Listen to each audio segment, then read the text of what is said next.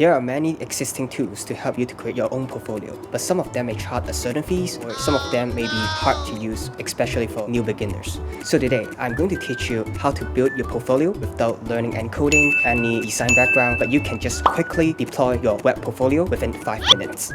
So the first thing you need to do is to enter this website address, which is sites.google.com. In this tutorial, we assume that you already have a Gmail account so that you can enter and using this function. Basically, the sites function offered by Google is to help new beginners. They don't need to have to learn any coding or web application, so as to launch their own website as well. So here we will use their available template, which is portfolio. Okay, so when you're using it as a first time, so they'll have a guideline for you to follow step by step. So basically you can add content here, and then you're able to move things around as well. And also, you're also allowed to collaborate with others by using the share function within the website provided. And finally, if you get all the things done, you can just publish it. Okay, so let's get back to here. Here, you can see they already provide you some example for you to fill in. For example, you want to fill in your name. So my name would be Declan, and then maybe I'm a designer, but obviously not. From Hong Kong. Okay, so once you have those information ready, perhaps you can also consider to maybe change the image with your own image in your laptop, or you can select it from those which is available in your Google Drive.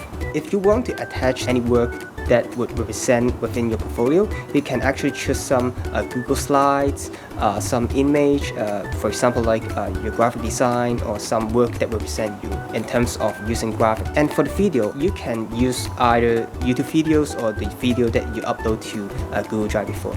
If you want anyone to contact you afterwards, after reading a portfolio, who will feel interested and want to get you involved, you can also fill in your email here as well. Okay, so we can hop into other sub-menu items as well. So you can see there's an about page for you to modify the contents. You could include your work experience, education portfolio, and also some of the description about you or any previous clients that have used your service if you're freelancers.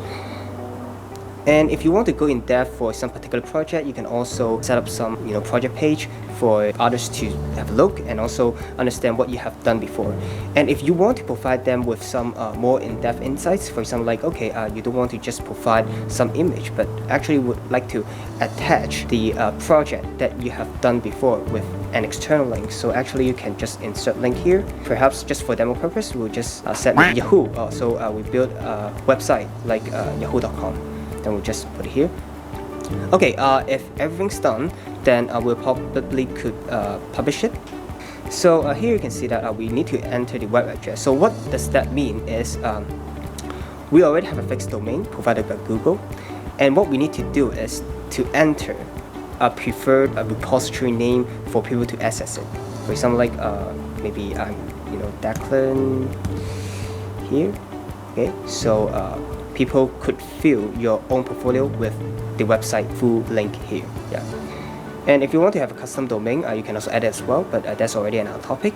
Not everyone would need it unless you want to make it more professional, or you would like to have a more customized feature. And you can also set who can fill a website, but I assume if it's a portfolio, then you should let anyone to access it. And but for the last option, it really depends. Depends if you would like to let the search engine to when people want to search a portfolio, they can also search it on Google, or you just want to I just want to make it a list, which means that when people have the link, and then they can only access with that particular link, and that's it. So in this case, I'll just make it default. Okay, so here already shows that your site has been published successfully. So let's see the results.